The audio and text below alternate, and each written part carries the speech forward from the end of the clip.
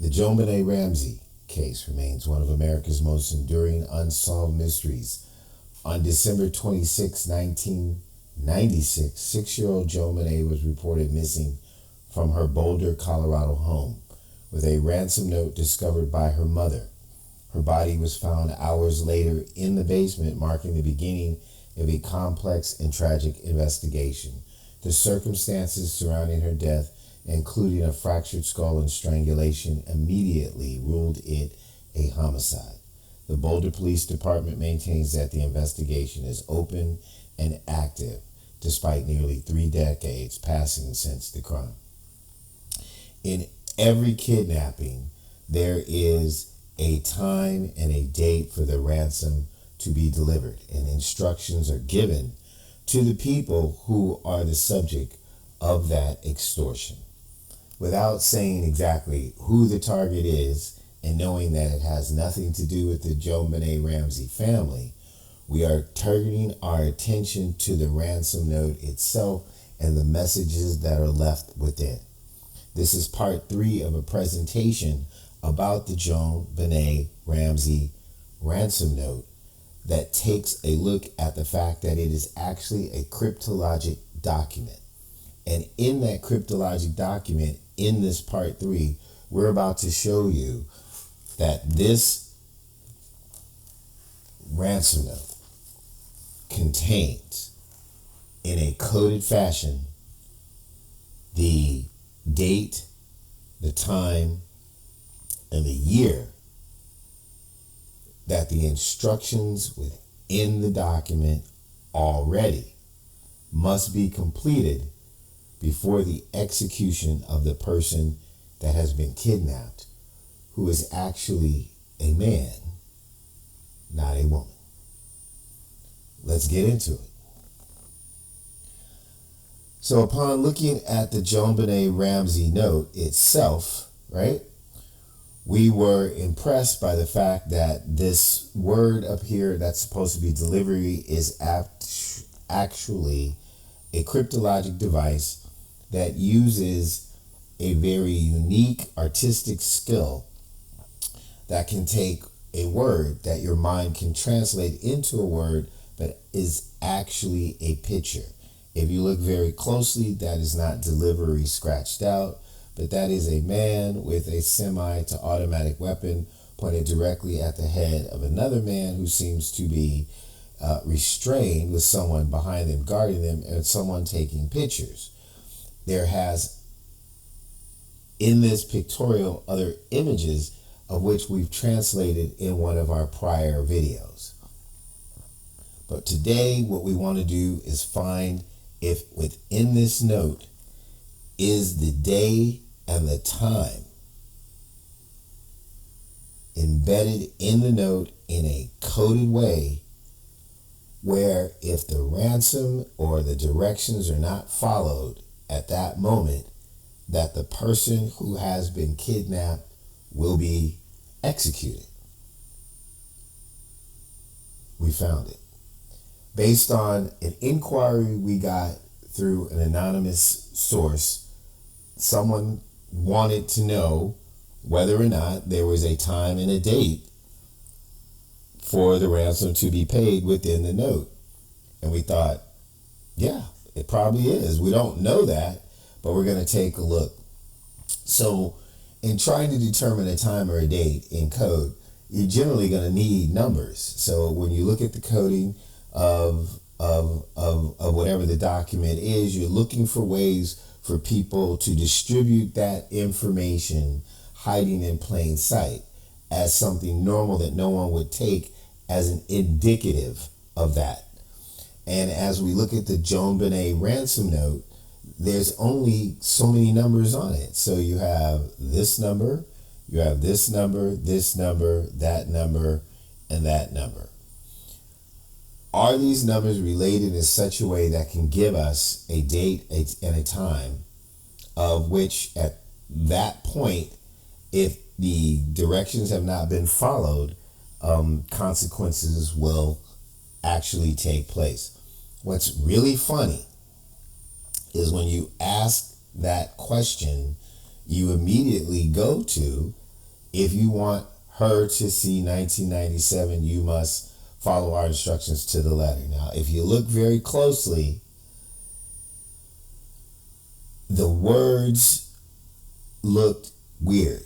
That's because they're actually images as well as letters, and that's meant to send a coded message, and that's part of the cryptology that we're telling you is involved in this letter that Patsy Ramsey and John Ramsey would not have any ability or knowledge to know about or how to do. So we know that this letter is done by somebody else, right?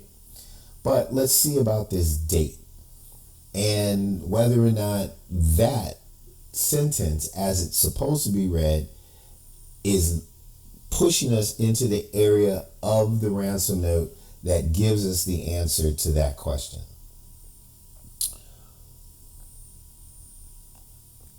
If you go to this area, right, and you look at this area and this area and this area, what do these four numbers have in common? Each one is followed by a comma. 18,000 is followed by a comma.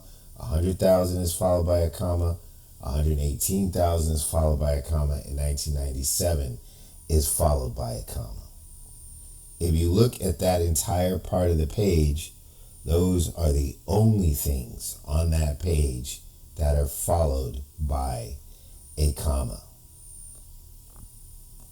Think about that. Now, look, you are a cryptologic investigator looking for information hidden in plain sight, and we're looking for dates and times. And when you look at the part of the ransom note that talks about if you follow our instructions, everything's going to go good, but if you don't, obviously things are going to go bad. There are numbers, and there is this symmetry here. I'm sure you can use a contraction in any sentence, even if it doesn't have a number. So the absence of that comma, that separation for any other part of the information on the page is curious. So let's go in and see if there's a way to make sense. Even though we're looking for that answer, and that is kind of prejudiced, right? We'll keep that in mind. It doesn't necessarily mean that it's wrong. It just depends on whether or not are we forcing it, or does it seem naturally to fit as you investigate and find information. Well, let's take a look. So the first thing we're going to look at is the 18,000. Why? Because out of all of them, its comma is the largest, right? I'm going to go back and show you that again.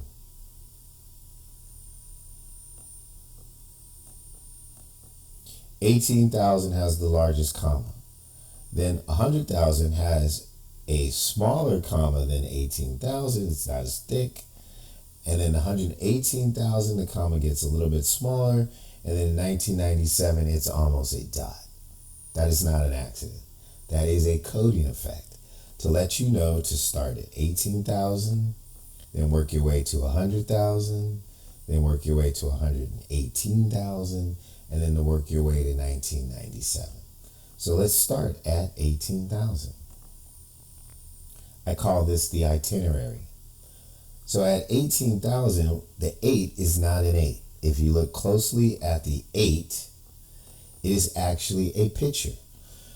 To most people, if you do look at it, you take your time to look at it, it looks like some type of animals. You would be correct. You know, it almost might look like a chess piece, but it is animals. One animal is a sea wolf, and the other one is a smoking tiger. How do we know this? Well, we know in our minds who created this document. And he was a part of the United States Navy, and his target was a part of the United States Navy. And those people are in squadrons, right? And this is an internal feud between these people, and for some reason they used the murder of JonBenet to elevate this letter into the news to communicate the true target of the ransom. And to let that person know from the kidnapper, if this ever really took place, that this is about him and their personal feud, you couldn't use anything more important than this. So if you look down here, right, you are seeing what looks like a person with two arms holding on to a symbol that is connected to these two symbols up here with the big comma, right? So this is where we start. And what it's saying is that I am going to see you face to face, right? I'm representing the Sea Wolves from the naval base station down at Imperial Beach in the United States Navy in the Vietnam War. Imperial Beach Naval Area was a support unit for all the helicopters that were over in Vietnam. And one of the helicopter groups down there at Imperial Beach was HAL-3, the Sea Wolves. It's the helicopter that was ferrying a lot of the important, secret CIA type people up and down the Mekong Delta. That's what they did back then in Vietnam. That's the guys. The other one, the Smoking Tigers, were based at NAS Alameda in San Francisco area, Bay Area. And they are RVAH-1, which was a naval intelligence reconnaissance outfit, photographic, that was stationed on the USS Enterprise, that was involved in the first experiments of using satellite technology to locate troop placements and boat placements from the sky in real time to be processed at that moment, beamed to a satellite and back into the theater of combat.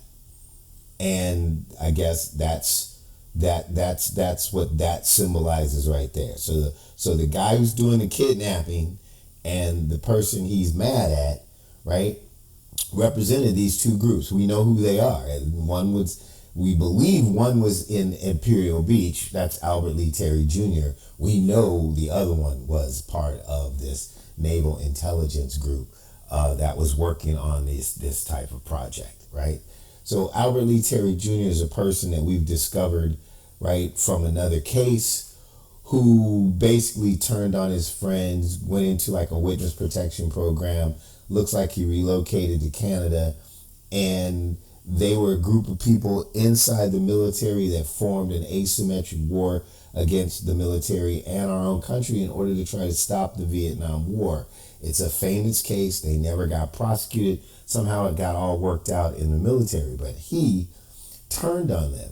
He left a card that had all their coding techniques, and eventually, in a proffer that he gave to the FBI, admitted to all the murders that he was involved in with them, and then also admitted to murders that he was involved in on his own. And that's probably just the tip of the iceberg.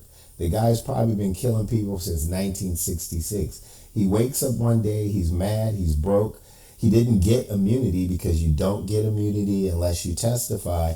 And now he's caught in a catch-22, right? And somehow he comes up with this scheme with other people to face the man that he blames for everything that his life has become when he made all those choices himself. And in his madness, he decides that he's going to put together this ransom note, right? And tell this guy to come from San Diego to Canada to give him his money and to bow down before him in this place called none other than Prince Albert. It's Prince Albert County or whatever in Saskatchewan. We established that that's where it was and that there's this symbol of it in the note, right? And that there's another symbol that symbolizes Coronado in San Diego, which is where the naval base is down there and where Imperial Beach is, right? Where this other guy is either stationed and or living at the time. And this is the itinerary right here. So in the note, he's telling this guy, right? This is the symbol for Prince Albert in Saskatchewan, Canada. This is the symbol for Coronado down in San Diego, right? Not exactly sure what this is, but we know that this is a symbolization of how to get right from Coronado to Prince Albert in Canada, and I'll show you in a minute. And we believe that this is just a crude example of how he sees Canada geographically so that it fits in the note. It doesn't have any other function, right? So this is the itinerary of this whole plot. So he's saying, you and I are going to be face to face, and we're going to get together. And this is CTL, like Christian life. It's a symbol we've seen that's been around since the 1800s with Christian life insurance that we identify in another part of the note. So they're using pictures. This is a picture story. You and I, the tiger and the sea wolf, are going to be seeing each other face to face.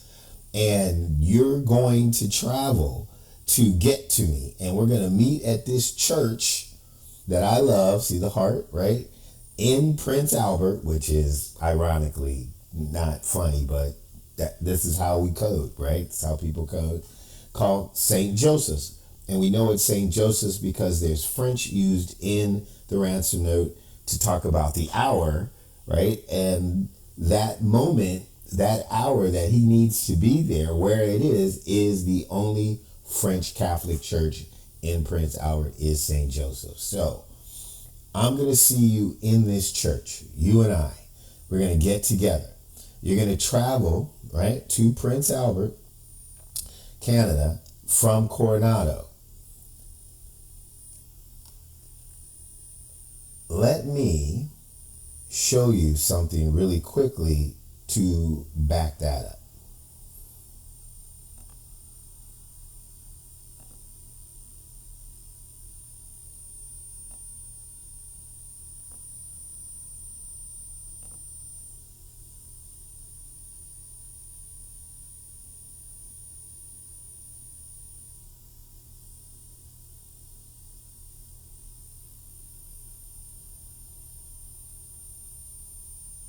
Right? Whenever the internet will allow me to see this. Okay, there we go. Let's bring that down and let's bring that up. Let's bring this over. Let's put this on top. Let's close that out. Do you see that line right there? That's going from San Diego Naval Air Station, North Island at Coronado, to Prince Albert, Saskatchewan in Canada. Right there. From there to there, this way, to the church where they will get together. So this is the itinerary to go from here to here, to go from Coronado to Prince Albert. This is how you get there. If you drive, we believe they're going to fly, but if you were to drive, this is it right here. You're going to end up at a church I love, St. Joseph's, where you and I will finally be face to face in Canada. You can't make this up. All right? So let me just show you really quickly what Coronado looks like.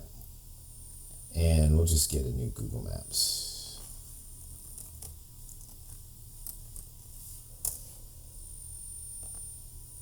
I wasn't going to just actually have you take my word for it. I was going to show you. Coronado.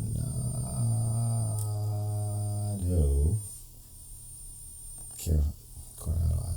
All right. So there it is. This is Coronado. Base Coronado. Navy Amphibious Coronado. Let me get a little closer. Let me move that over. And you see that little thing right there? They just have it pointing upwards, straight up. But that's it right there. So that's Coronado. It's exactly what that is. Right? And that's where this guy used to be based, down in Imperial Beach, which is right here. This is the Naval Center for Imperial Beach. See where it says Imperial Beach? Which happens to be right on the border of Mexico, Tijuana. which is important about Albert Lee Terry Jr. Now let's go to Prince Albert in Canada. Close that out. Let's, okay, get to that. Let's close this out. And what I want you to see is where we found it in the first place. See right here where it looks like a guy's looking through a telescope? Right, so this is the target of the ransom. This is the guy, we know who he is, right? This is Morse code, dot, dot, dash, dot, dot, dot, dot. So that's I in S. So there's an S here that's separated and 3 dots is an S. So that's in Saskatchewan. And he's saying, I will see you, right, in Prince Albert. So if you just cut off the top and you go right here, the airport is right there. That's where Prince Albert Airport is. Right here in this area. So he's saying, I will see you in Prince Albert in this area. Also, St. Joseph's Church is right in here also. So that is where we got that. And so then it's confirmed over here where we're talking about the itinerary. I'm trying to do this fast so you don't lose too much interest, but it's very interesting stuff. So again, this is the itinerary, right? So that's Prince Albert, just a very shortened version of it, right? That's Coronado. This is the itinerary. That's Canada. So he's saying, you know, your itinerary is to go from Coronado, right, where you're living currently, right, to Prince Albert in Canada via that pathway that we showed, whether that's a 23-hour drive if you drive. And in the note, it says, you know, I hope you got your rest. This is going to be a long trip. And then you're going to go to a church that I love, right? And then we're going to see each other. That is the itinerary. That is the itinerary. I'm going to show, before I go to the time, I want to show you one more thing in here. Because there's a lot of doubters out there, right? So we went in and we were looking at other stuff. And I want to show you right here. Do you notice that that's a man in a pew? See that? That's a cross. So if you're a Catholic, you know that the pews, a lot of them in some churches, they have a cross cut on the sides of the pew so that the light shines through.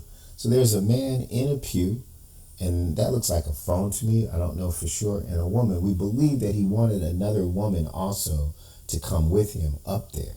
And we think that this area, once we get into it, is saying once you get to the church, this is what you need to do. I need to see you sitting in the pew, right, praying, and then have her make a phone call, and then we'll get together. So we're not just dragging this out of nowhere. That is a cross of a man in a pew, right? So that's the itinerary.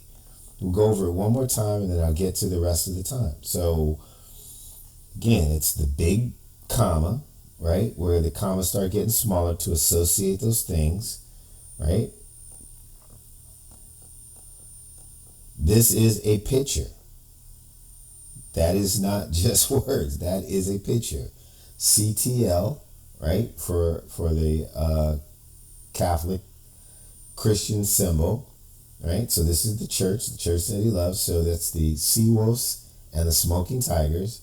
And he's saying, here's your itinerary. You're going from Coronado to Prince Albert, Saskatchewan, Canada, right? Via that route that I showed you on Google Maps. You're going to go to St. Joseph's Church, my favorite church, because it's this French-speaking church there. And you and I are going to get together face to face about what it is that I'm mad about. Whatever it is that I'm mad about with my money, where I get my pound of flesh and my victory, right? So let's close that out. And again, I want to show you one more thing. So in the ransom note, up here, the hour was in French. And so why put French in in an English document, and that we believe that was to let them know that the delivery, or pickup, right, which really wasn't delivery, but has something to do with French. So it's going to all happen at this church. And so that's why we found that St. Joseph's is the only French-speaking church in Prince Albert, Saskatchewan, Canada. So as a code, it nails it down. You're not going to have to guess which church to go to. So that's the itinerary. Now, what about the time? So now we have the 100,000, right? That has the smaller, skinnier comma, right? But is the second thing that we need to do. So we know what the itinerary is, right? Well, look at this. Okay, that is a street lamp with a black cat. See the little tail and the cat coming down, right? That's like London at night with a black cat. And this is a tweet. This is a what's it? That little bird that's in the clock, right? It comes out with his head out, boop, and he pops out. I can't even think of the name of it, but that's that bird. That's the TikTok bird that comes out of the clock to tell you the time. Oh God, I wish I could think of that. So in military time, 0000 hour is midnight. It's midnight. So this is the time. So he's gonna go from Coronado to Prince Albert, right, in Canada, via that drive or that flight, whatever it is, the drive's 39 hours, something. It tells you on Google Maps, right? And he needs to be in that pew on his knees, right, in that church by midnight of some date. God, somebody please tell me, right, what is the name of the bird that pops out of the clock? Right? That's what that is. So the time is midnight, and you have the black cat and the lamppost at midnight, like the scary Halloween thing. So there's no mistake that midnight is the witching hour, right? Well, that was the second one. Now the third one is what's the date?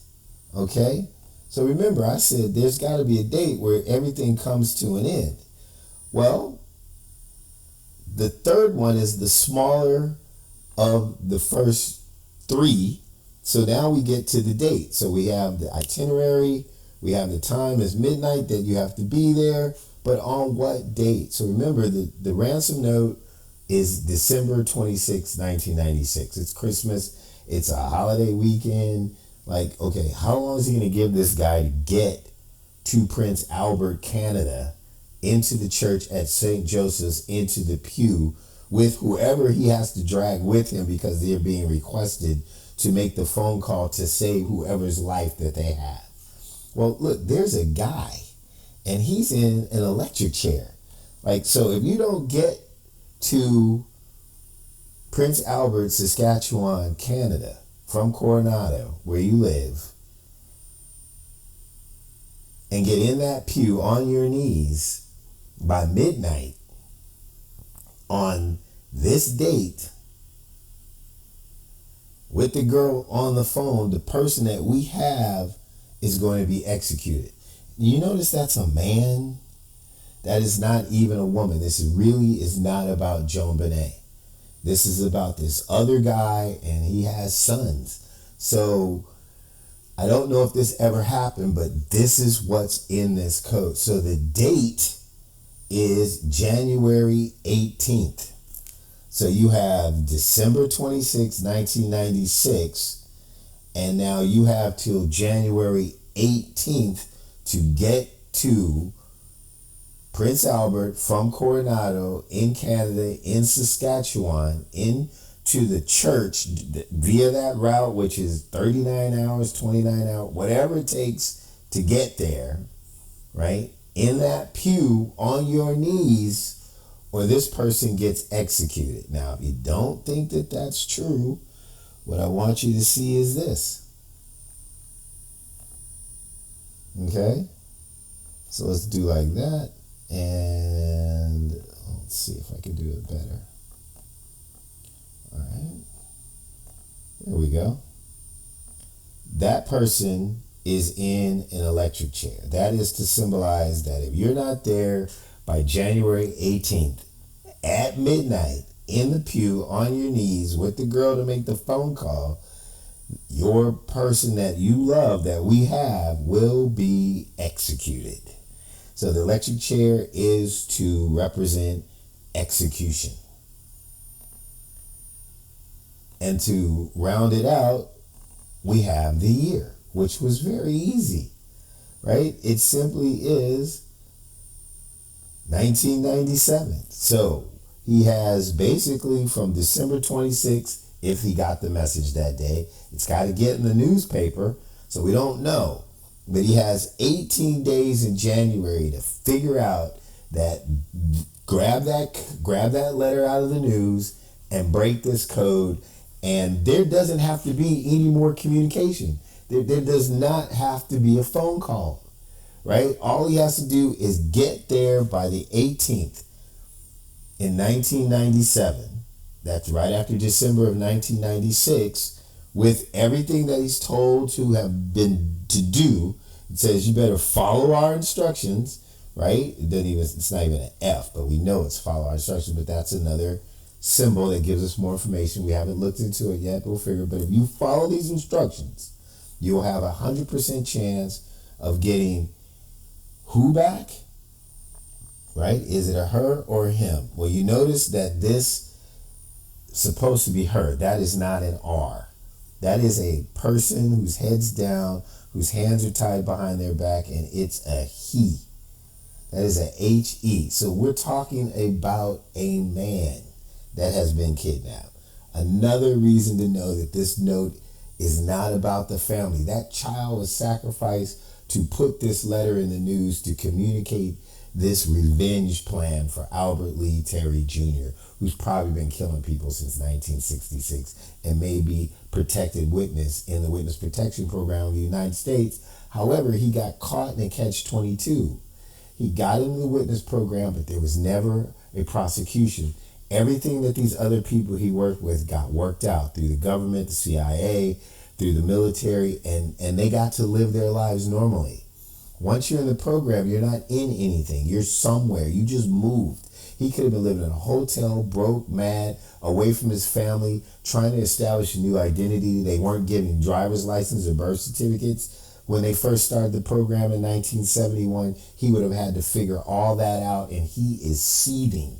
And he's already a psychopath. So he comes up with this crazy idea to drag this guy out of Coronado all the way up to Saskatchewan and Prince Albert so he can face him in the church on his knees to say, F you, bro, right? And now give me my money, and I'm taking your pride, and I have your son, most likely.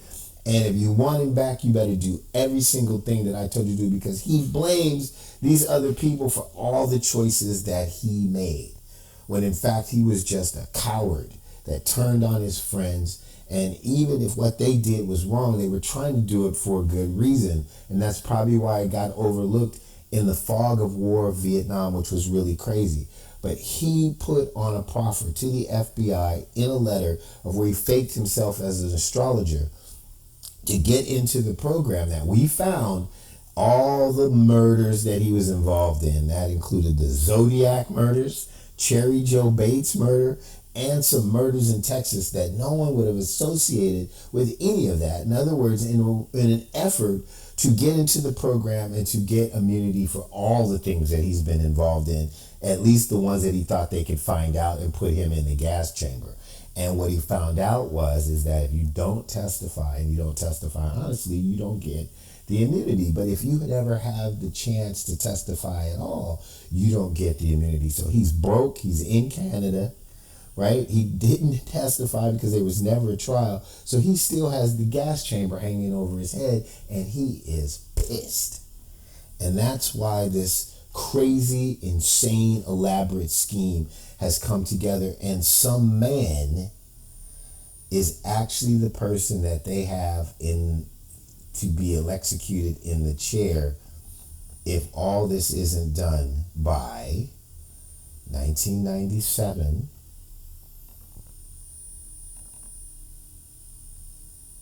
January 18th, or he gets executed.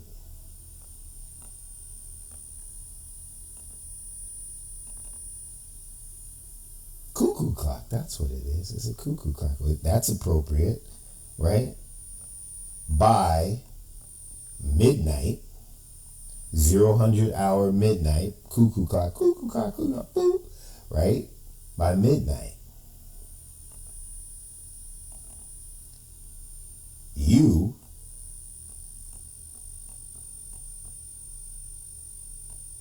better have gotten your butt here from Coronado to Prince Albert, Saskatchewan, Canada, via that route we showed you on Google Maps, or however else you're supposed to get here, right? Could be a 39-hour drive or whatever it is, or you're a flight or whatever, however you get here, to the church that we love, St. Joseph's, where we're going to get together and be face to face. And before I close it out, I just want to see if I can find that symbol real quick. I know I have it on a picture. CTL, Catholic Insurance. Catholic Life Insurance. Bam. Let's see. See, there's the symbol right there. See the CTL? Life Insurance. So this money is Albert Lee's insurance. So there's the symbol, the CTL symbol, and that's this little thing right here with the love symbol. Right? So that's the CTL. You see that right there? See that right there? So bring the money to the Catholic Church. That's where we're going to get together, where you're going to sit in the pew, right?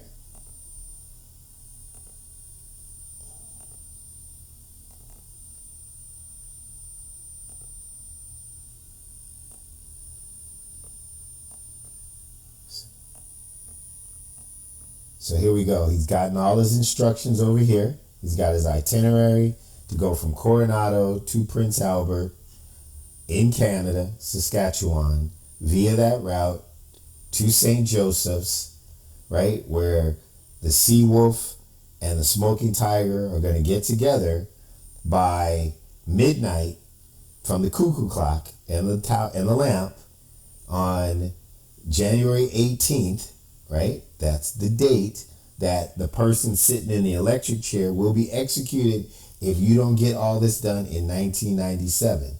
And you better be in this pew with this cross sitting out there on your knees with the girl we want you to bring, who is like a daughter to him. It's not his physical daughter, his blood daughter, but we know who she is. It is a very important person. With her there to make a phone call, or we execute the hostage. That is my presentation. I hope it was informative. I hope I wasn't, boring you too much. But if you believe that the ransom note from the JonBenet case indicates that her mother or her father were the people who took her life, I would beg you to think about it. Slow down. Look at what this shows, this cryptology. We have a person that we would be able to present to you that we believe might be the person who's touched DNA, if you got the touch DNA off the ransom note, could go back to. And if that happens, everything changes.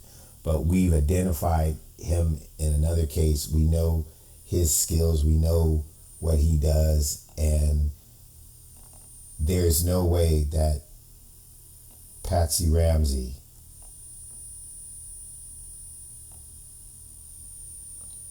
created this man in a pew, that woman on the phone,